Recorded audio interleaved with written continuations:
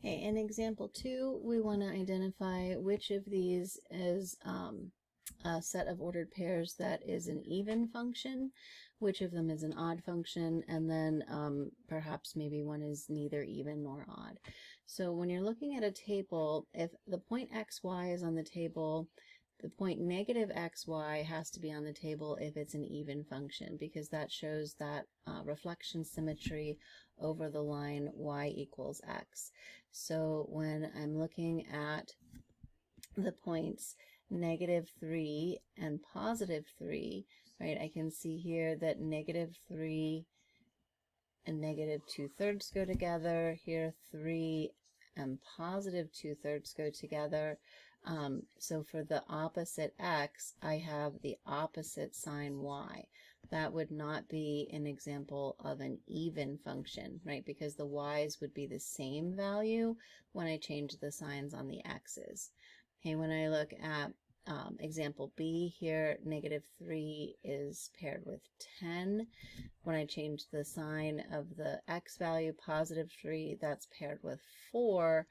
That is not a situation where the y value is the same, right? So that would also not be an even function. When I look at example C, -6 and 69 go together.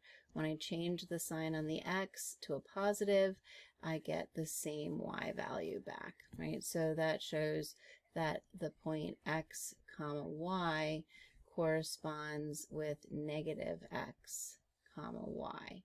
And that would be an example then in C of an even relationship. Now you want to make sure that that holds true for your other pairs. So -4, 29, +4, 29, right? Same thing. -2, 5, +2, 5.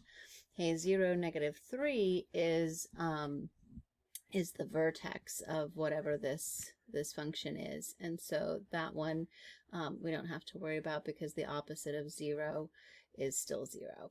Okay, now the other thing we want to check for is when we have an odd function. Odd functions, remember, are rotational symmetry about the origin, which when rotate 180 degrees is the same as a reflection in the x-axis and the y-axis. And so that would change both the x and the y to their opposite sign. So when I look back again here at example A, right, -3, -2/3, when I check the corresponding point, 3 and 2/3, I can see where the x and the y both change signs.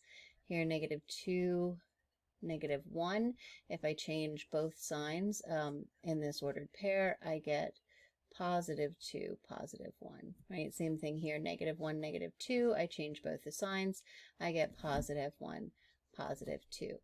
So any point that I pick in this table of ordered pairs with x comma y, I'll have a corresponding point in the table with -x, -y, and that would be an example of an odd function looking at its ordered pairs. And when we look at example B here, the -3, when I changed to +3, so I changed my x to the opposite sign, the 10, right, and the 4, these are completely unrelated. They're not opposite signs at all. So this would be a situation where the function in this table of ordered pairs is neither even nor odd.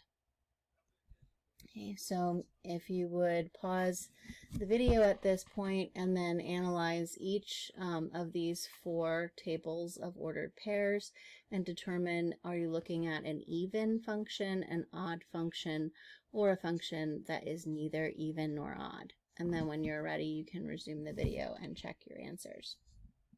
So in example A, we have an odd situation. This is an odd function because when we compare -3, -13.5, we can see that both the x and the y change signs. -3 becomes +3, -13.5 becomes +13.5. Okay, and that pattern holds true for the values in the middle of the table as well. In example B, this is an even function. We can see it's an even function because when we change the sign of the x from negative 1.5 to positive 1.5, the y value stays exactly the same, negative 0.9844 in both cases. And that also holds true for the middle.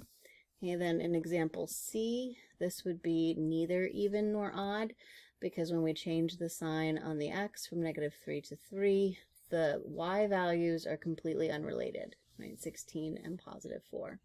And then in example D, we can see another even function, right? When we switch the sign on the x from negative 6 to positive 6, the y values stay the same.